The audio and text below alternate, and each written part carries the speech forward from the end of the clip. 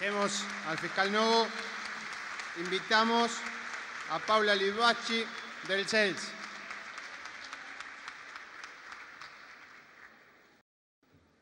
Se prepara Javier Guarniero.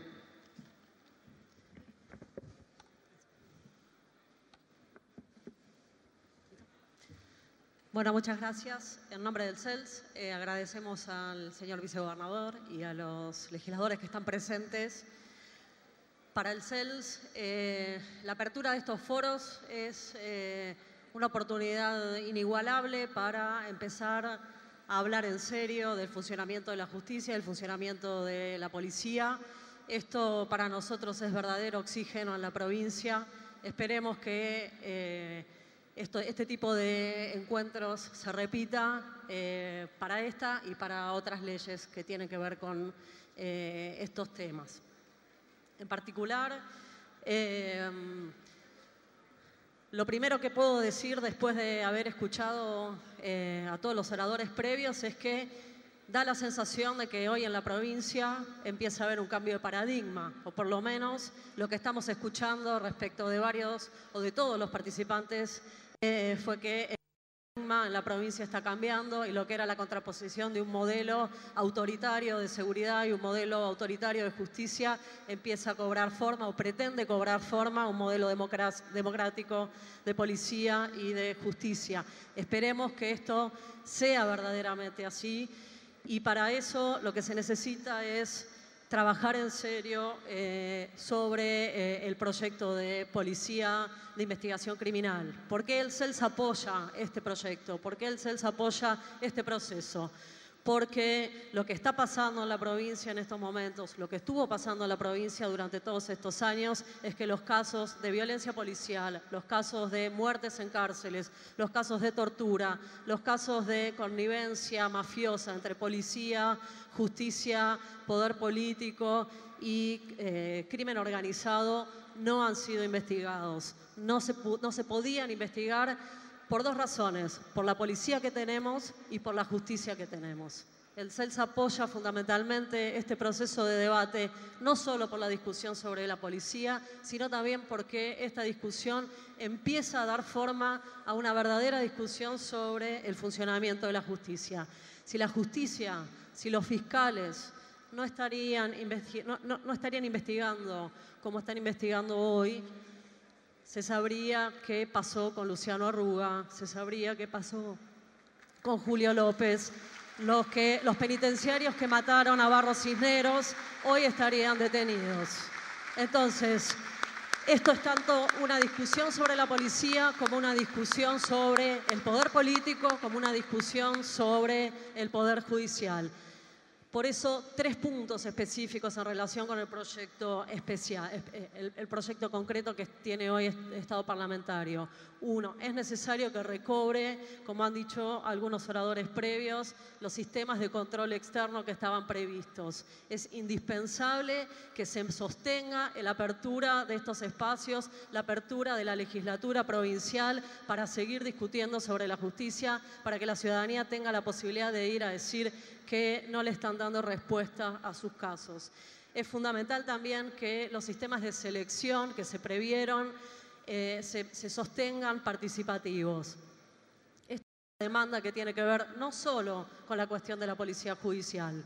Hace años que el CELS y otras organizaciones de la provincia viene promoviendo, discutiendo y pidiendo que se abra la legislatura para la discusión sobre los cargos judiciales. Es tan importante los procesos participativos de selección de los integrantes de la policía judicial como los procesos participativos de selección de jueces, fiscales y defensores. Este es un punto importante que hay que remarcar. Y la otra cuestión que también se dijo, hay un punto importantísimo, esto tiene que ser un cuerpo nuevo, este tiene que ser un cuerpo que empiece a tomar prácticas, que empiece a no repetir el pasado de la provincia de Buenos Aires. Y en ese sentido hay que ser muy cuidadosos sobre los procesos de integración. El proyecto tiene que ser muy claro respecto de quiénes van a integrar la nueva policía de investigación criminal o policía judicial, quiénes pueden pasar de un lugar a otro o en algunos casos que de ninguna manera pasen. Por último, la provincia de Buenos Aires desde el año 98 tiene una larga experiencia en reforma judicial y en reforma policial. Si esto es verdaderamente el comienzo de un nuevo paradigma, si esto es en serio la conformación de nuevos consensos, no nos puede volver a pasar lo que pasó con la reforma del 98 y con lo que pasó con la reforma de la policía después del 97. Esto es algo muy importante que tenemos que sostener. Los consensos y la pelea política respecto de la reforma se hacen en el momento de la discusión del proyecto, en el momento de la sanción de la ley, en el momento de la implementación y en el control de su funcionamiento. Y eso somos responsables nosotros, las organizaciones sociales, los legisladores y los integrantes del Poder Judicial. Gracias. Agradecemos las palabras de Paula. Invitamos a Javier Guainero, secretario de Gobierno de Lobos.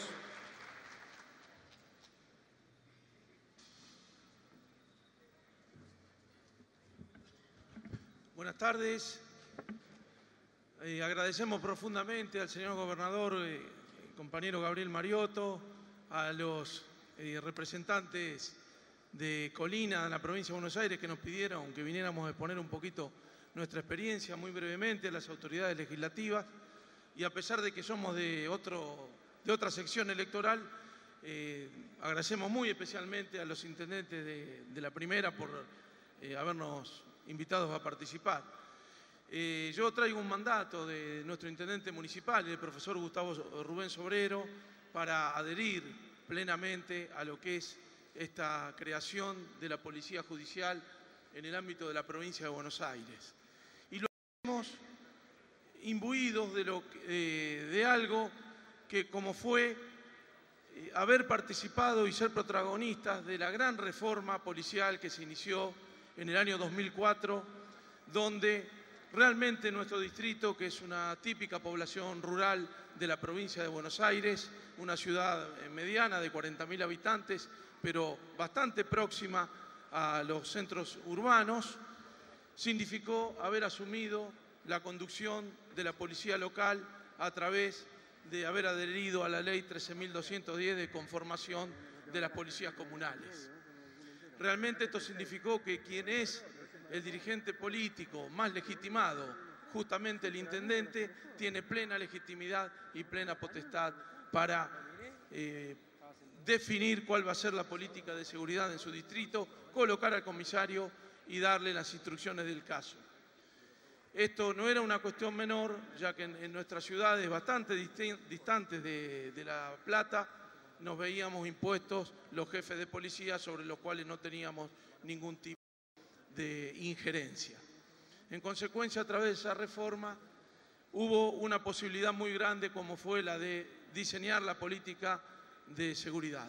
Y obviamente si al señor comisario no le gustaba, podía irse y el jefe y el intendente nombraba uno nuevo. Pero además nos permitió articular todo lo que fue políticas de contención, políticas sociales, donde también sobre sectores vulnerables participó y fue parte fundamental la policía comunal, de una manera de poder integrarlos a los vecinos y de que los vecinos vieran que el policía tenía que ser un amigo, tenía que ser alguien que le diera la respuesta y no alguien que los persiguiera por perseguirlo. Por lo tanto, todo aquello que signifique modificación sobre viejas estructuras corporativas que no han sabido darle la respuesta adecuada que necesita el ciudadano que demanda justicia, nos parece de lo mejor. Fundamentalmente, cuando en el texto o en el primero o segundo artículo de la norma se dice que se va a respetar plenamente lo que es la política de derechos humanos. Y todos sabemos lo que significa esa definición desde el año 2003, cuando Néstor Kirchner dijo que iba a tener una verdadera política de derechos humanos. Y lo que significa una verdadera política de derechos humanos con la compañera presidenta. Entonces, no podemos menos que adherir fervorosamente a estos principios. Compañero, le queda un minuto. Gracias. Lo que sí pedimos puntualmente que se tenga presente que nuestros distritos están muchas veces alejados por no tener departamento judicial propio de los centros de decisión de competencia jurisdiccional. Y ahí necesitaríamos que la ley contemple, o la vía reglamentaria, que se creen subdelegaciones en nuestros distritos para poder darle rápidamente la respuesta que el ciudadano demande. Porque nosotros tenemos un contacto directo con los vecinos y nos angustiamos cuando no tienen justicia porque son vecinos a los cuales vemos todos los días. Y por lo tanto necesitamos que se les dé una respuesta ágil. Así que felicito a los autores de esta iniciativa y bueno, creo que le estamos rindiendo un gran homenaje al hombre que recuperó la política en la República Argentina, que hoy no está entre nosotros, que es Néstor Kirchner. Gracias.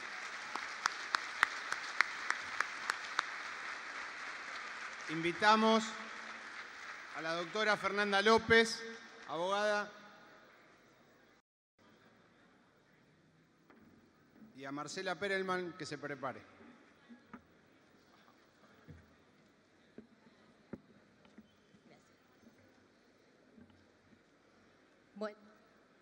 Buenas tardes. Ante todo quiero agradecer a la legislatura bonaerense la posibilidad de participación que nos da a los ciudadanos mediante este foro y espero que cada uno de nosotros, los oradores, en mayor o menor medida aportemos un valioso aporte a este proyecto. Señores, en primer lugar, lo establecido por el artículo 166 de la Constitución Provincial del año 94 se encuentra pendiente de cumplimiento. Tengo la convicción que se impone la puesta en marcha de esta policía judicial como institución del Poder Judicial. Y tengo la convicción que se perfeccionan las investigaciones judiciales cuando se profesionalizan. Por eso es indiscutible la organización, la competencia, la especialización y el procedimiento de selección que prevé este proyecto. Como comparto lo expuesto hasta acá por la casi totalidad de los oradores que me precedieron y para no sobreabundar en esas posturas, mi aporte de hoy entonces se circunscribe, lo acoto, al artículo 11 y al artículo 45 de este proyecto. El artículo 11 establece que el director y el subdirector de la Policía Judicial duran 6 años, gozan de estabilidad y no podrán ser designados en el cargo debiéndose someter por el periodo subsiguiente. Propongo entonces que puedan continuar en el cargo debiéndose someter nuevamente a concurso. Ello permitirá que quienes hayan tenido una gestión exitosa puedan continuar. De todos modos, el procedimiento de selección nos garantiza que no se eternicen en sus cargos. Por otra parte, no olvidar que los sueldos de director y subdirector están equiparados a juez de cámara y juez de primera instancia, con lo cual esto traería que cada 6 años tendríamos pululando en la órbita de la Procuración 2 cargos de esta naturaleza. Y por último, en cuanto al artículo 45, propongo que el nombramiento del director, subdirector y secretarios no escapen al procedimiento de selección que establece este proyecto. O sea, quitaría dicha excepción. Muchas gracias. Agradecemos a la doctora López. Invitamos a Marcela Perelman del CELS.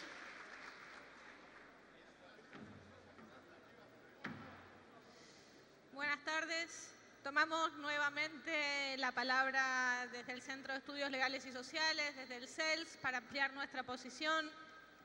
Nuevamente agradecemos la apertura de este espacio desde la legislatura y a las autoridades de la provincia por propiciarlo. Valoramos el espacio y valoramos, como detalló antes mi compañera Paula Litvachky, el proyecto de policía judicial como un punto de partida, un muy buen punto de partida para abordar los nudos críticos para el ejercicio de los derechos humanos en la provincia de Buenos Aires. Tomo yo la palabra para hacer claro este punto. La agenda de nudos críticos atravesados por la práctica policial, sobre la que deberemos estar discutiendo, por la que deberemos estar peleando, es mucho más amplia.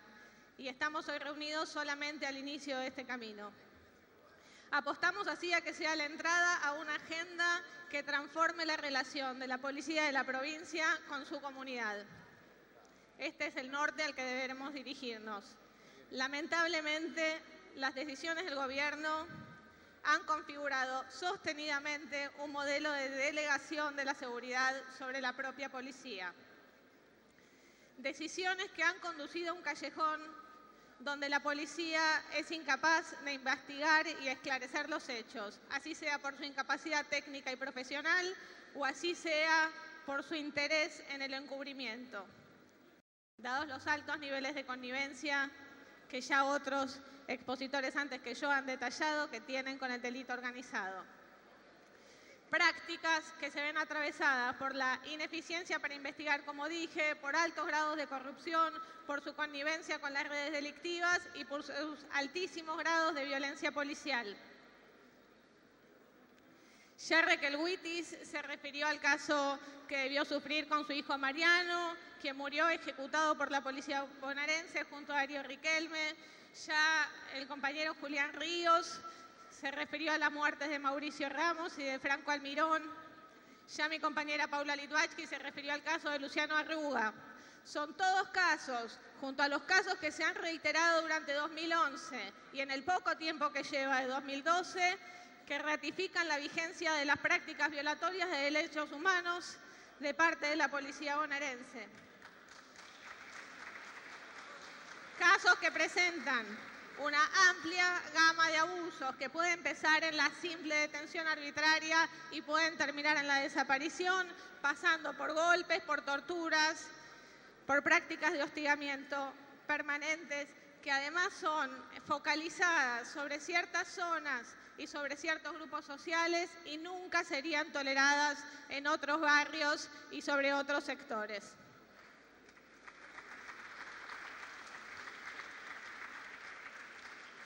Casos, todos estos, prácticas, todas estas, que invariablemente incluyen instancias de encubrimiento policial y que la policía mayoritariamente no alcanza ni a esclarecer ni a proveer justamente lo que debería. Apostamos entonces a que la Policía Judicial y este encuentro sean el inicio de una conversación y de una pelea orientadas a la recuperación del gobierno y el control de las políticas de seguridad. Gobierno y control necesarios, indispensables para que la creación de un nuevo cuerpo de policía no reproduzca las mismas prácticas que hoy venimos a denunciar. Muchas gracias. Agradecemos las palabras de Marcela Perelman. Invitamos al doctor Violimi, presidente de la Cámara de Magistrados, a hacer uso de la palabra y al doctor Roberto Cipriano a prepararse para el próximo turno.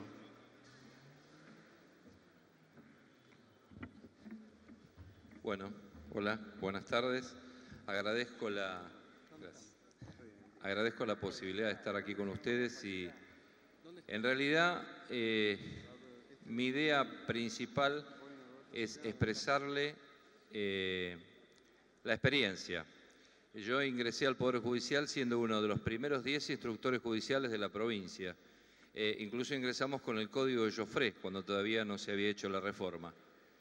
Empezamos a trabajar, justamente 10 instructores se designaron en La Plata y 10 instructores acá en San Martín, éramos 20 en total. Y empezamos a trabajar en esa época con el Código de Joffre y con los jueces criminales y correccionales, porque todavía estaba la investigación en cabeza de los jueces. Estos 10 primeros instructores trabajaban causas muy especiales, generalmente complejas, y que eran asignadas por los propios jueces de cada uno de los juzgados, quienes los instruían en cómo era la causa, cómo la tenían que manejar, daban instrucciones y en base a eso los instructores judiciales tomaban testimonio, llevaban las causas a la asesoría pericial para que se realicen diferentes pericias, etcétera, etcétera. Luego de ello se sanciona la Ley 11.922, que es la creación o la reforma al Código de Procedimientos, donde la instrucción pasa a cabeza de los fiscales. Cuando la instrucción pasa a cabeza de los fiscales, nos toca el pase, digamos, nosotros dependíamos de la Corte, pasamos a depender de la Procuración. Se crean muchos cargos de fiscales y pocos empleados, o sea, la proporción era casi imposible porque nos ingresaban alrededor de 3.000 causas mensuales, 3.000 causas mensuales por fiscalía, y teníamos 2 empleados y un secretario. ¿Cómo terminó esto? Terminó que los instructores judiciales que se habían preparado durante 2 años, con un curso muy completo que había organizado la Corte y con exámenes rigurosos eliminatorios, terminaron siendo meros escribientes de las fiscalías. Yo recuerdo que luego de instructor judicial fui fiscal y obviamente los instructores judiciales que habían ingresado después que yo, de otras promociones, trabajaban en mi fiscalía y también haciendo despachos e indicándole a la policía de la provincia cuáles eran las medidas que tenían que hacer. Pero las medidas seguían siendo hechas por la policía. Con esto me refiero a que son serias dificultades porque el armar o el organizar una policía judicial nos va a llevar un costo monetario, me refiero, económico muy importante. Y si esto no lo organizamos de una forma que la policía judicial sea independiente, que trabaje en forma conjunta la persona que investiga con los peritos que tienen que llevar adelante las pericias, en el mismo ámbito me refiero, en el mismo ámbito laboral, sumado a ello tener una dependencia, no depender ni de la Procuración ni de la Corte, ser autónomos. ¿Por qué digo no depender ni de la Procuración ni de la Corte? Porque muchos instructores judiciales que hoy fueron formados por la provincia de Buenos Aires y que muchos de ellos tienen una muy buena formación para ir a instruir a la calle, para investigar, son utilizados por la Procuración para iniciarles sumarios a los fiscales o a los defensores cuando algún fiscal dice algo que a la Procuradora no le gusta o que salió mal en el diario. Esto es la realidad, esta es la realidad. Además de ello, debo decir que, como dijo una compañera que estuvo antes que yo en la palabra del CELS, la impunidad y la violación de los derechos humanos no solamente está en el ámbito de la policía. Hace muy poquito, yo ahora me desempeño como juez de casación de la provincia, hace muy poquito me tocó definir una causa en donde los detenidos de la cárcel de Batán eran sometidos a trabajo casi a un estado de esclavitud, directamente. La resolución la dictó un juez de ejecución de Mar del Plata, fue apelada, fue confirmada por la Cámara y lo que realmente me llevó la atención y me dio, sinceramente, no me cayó muy bien, que fue apelado por la Fiscalía de Estado, después de que se había acreditado absolutamente que los detenidos de la cárcel de Batán estaban sometidos a un régimen casi igual a la esclavitud, un régimen inhumano. Entonces, esto no es un tema de la policía de la provincia, esto es un tema del Ministerio de Justicia de la provincia de Buenos Aires, que es de quien depende las cárceles, y es un tema también de la Procuración que mira para otro lado, cuando debería controlar esto. Doctor, le queda un minuto. Gracias. Este ha sido mi aporte. Hay algunas cosas más que me han dicho que las puedo mandar por mail en cuanto a la ayuda de los cambios. Y bueno, simplemente quería, como me toca muy de cerca, porque fui uno de los primeros instructores judiciales, quería expresar solamente mi experiencia y acompañarlos en este proyecto y desde ya desearle muchísima suerte y que lo felicito, realmente. Muchas gracias. Agradecemos las palabras del doctor Violini. Invitamos a Roberto Cipriano. Perdón, y se prepara Federica Terragni. Bueno, en principio, reiterar lo ya dicho por Alejandro Mosquera, Hugo Cañón. El proyecto ingresado en el Senado por el Poder Ejecutivo realmente recoge en gran medida aquel que elaborara la Comisión por la Memoria junto con el espacio denominado Convergencia para la Democratización de la Justicia. Y como aspecto positivo nosotros destacamos algunos agregados incluso que hace el Poder Ejecutivo y que mejoran la redacción e incorporan previsiones que complementan algunos de los institutos del proyecto. Como dato negativo, debemos mencionar que algunas omisiones y mecanismos desnaturalizan aspectos centrales del proyecto que promoviéramos desde la Comisión y la Convergencia. Como dijimos, el proyecto fue pensado con una estructura basada en algunos pilares fundamentales, entre los que se destacan mecanismos de control de gestión, procedimientos de selección y criterios de incorporación de los recursos existentes. Tres aspectos muy importantes en el proyecto. Una modificación fundamental es la referida a los procedimientos de selección justamente en el proyecto del Ejecutivo. Se elimina el requisito, como ya se dijo acá en varias oportunidades de la audiencia pública, la posibilidad de participación ciudadana también en la selección de los jurados y el requisito de la formación básica para los ingresantes. De este modo, y tal como fuera explicado al describir el proyecto, se eliminan instancias de participación ciudadana y requisitos para el ingreso que fueron pensados para fortalecer el carácter democrático y la jerarquización del organismo de investigación. Un punto medular del que ya se explayaron oradores anteriores es el tema de la audiencia pública, que desde el proyecto está pensado audiencia pública para elegir a los cuerpos directivos de la Policía Judicial, que en el proyecto está pensado en el ámbito del Senado como órgano de la Constitución que deberá garantizar la participación de los ciudadanos en general, de organizaciones no gubernamentales, asociaciones profesionales, etcétera. Y la verdad que ¿por qué no pensar una instancia como esta para la elección de los funcionarios de la Policía Judicial, participativa, donde realmente se integre cualquier persona que así lo quiera? Esto no solo le daría transparencia a la selección, sino también legitimación y fortaleza institucional a un organismo que debe salir a combatir, porque para eso lo estamos pensando, las mafias muchas veces relacionadas con el poder económico, con el poder político. Ha sido una tradición lamentable en la provincia de Buenos Aires la connivencia entre gran parte del sector político y la designación de jueces, fiscales, amigos, parientes o funcionarios del Poder Ejecutivo que han pasado directamente y sin ningún antecedente al Poder Judicial. En lo que respecta a los mecanismos de control, si bien se conservan las instancias de informes de gestión estratégica y anual, se omite la creación del Observatorio de la Policía Judicial, que en los términos descriptos fue pensado como un órgano de control externo de fundamental trascendencia para la creación, implementación y seguimiento de la policía. Y es muy importante, y por esto nosotros saludamos esta iniciativa, que el Poder Legislativo asuma y se responsabilice de ese lugar de control que tiene que tener. Muchas veces, también lamentables en la historia de la provincia de Buenos Aires, hemos visto cómo se reforma a diestra y siniestra las leyes y jamás se va a controlar el impacto que esa reforma tendrá.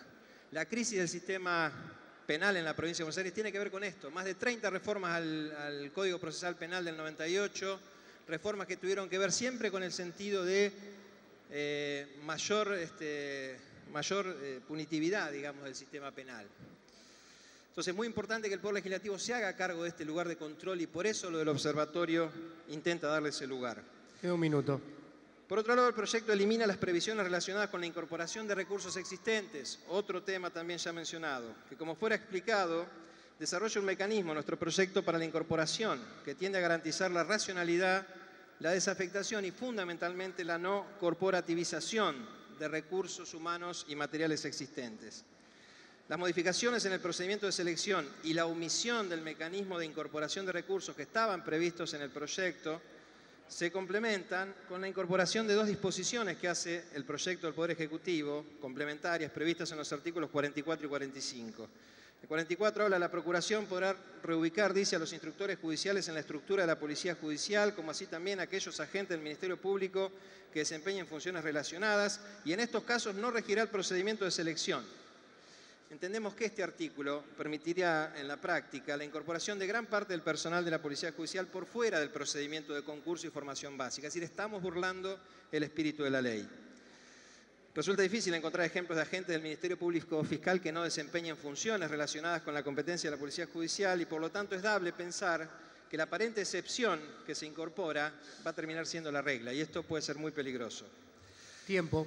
Y por último, ya cerrando, el artículo 45 que establece para la selección del primer director general, subdirector y secretario, el Procurador General propondrá la designación en base a los 3 postulantes que hubieran alcanzado los puntajes más altos en el proceso de selección.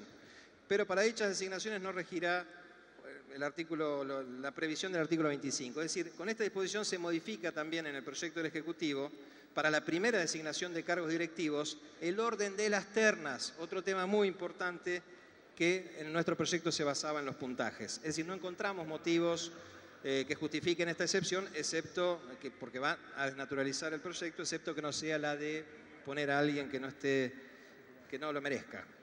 Bueno, entonces, como dijéramos, estas modificaciones quiebran la estructura del proyecto y son centrales, por lo que consideramos que realmente la legislatura las debe modificar justamente a la hora de tratar la ley. Muchas gracias.